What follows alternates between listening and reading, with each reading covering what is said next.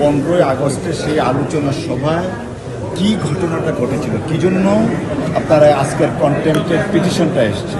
অর্থাৎ 15ই আগস্টে আলোচনা সভায় মাননীয় বিচারপতি তৎকালীন সময়ের এনায়েতুর রহিম সাহেব বলেছিলেন যে ওনারা শপথবদ্ধ রাজনীতিবিদ, বাংলাদেশের ভোট নিয়ে এত কেন কথা হচ্ছে, জাতীয় আন্তর্জাতিকভাবে বাংলাদেশের ভোটকে কেন এত গুরুত্ব দেওয়া হচ্ছে। আরেকজন মাননীয় তৎকালীন বিচারপতি জাস্টিস জাফর সাহেব উনিও বললেন যে সারা দেশে ইলেকশন হয়, বাংলাদেশে কোনো ধরনের ইলেকশন হলে এত বিদেশি দূতরা কেন দৌড়াদৌড়ি করে। So that was the actual matter.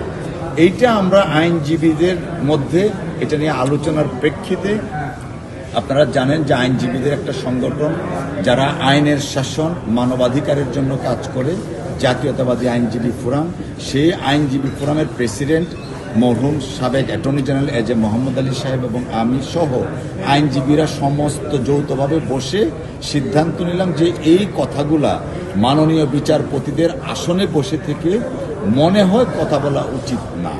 যে কারণে আমরা বলেছি যে মাননীয় বিচারপতি মহোদয়রা যখন সংবিধান অনুসারে শপথ গ্রহণ করেন তখন ওনারা থাকেন জাস্টিস, নট শপথবদ্ধ পলিটিশিয়ান, শপথবদ্ধ রাজনীতিবিদ না। শপথবদ্ধ রাজনীতিবিদের সংজ্ঞা অনেক চেষ্টা করেছি বের করার, কোথাও ওয়ার্ল্ডের পাইনি, গুগলেও পাইনি, ইউটিউবেও পাইনি, ইভেন অক্সফোর্ড ডিকশনারিতেও পাইনি যে হোয়াট ইজ কল্ড শপথবদ্ধ রাজনীতিবিদ।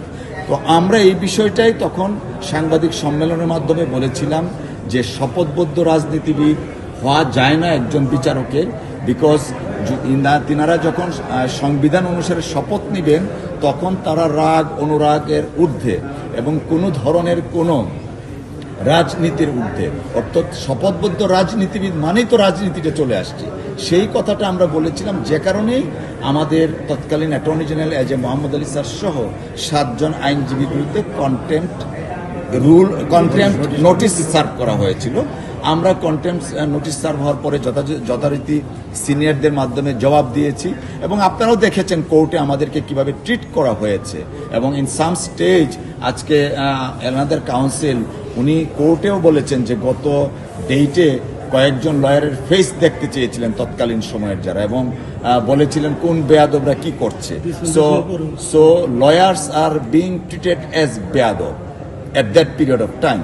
তো সেই জিনিসটা আজকে আমাদের কাউন্সিলরা বলেছেন না, উনি যেটা বলতে চেয়েছিলেন যে স্ক্যান্ডালাইজেশনের মিনিংটা কি, how scandalization can be done, what is the definition of it.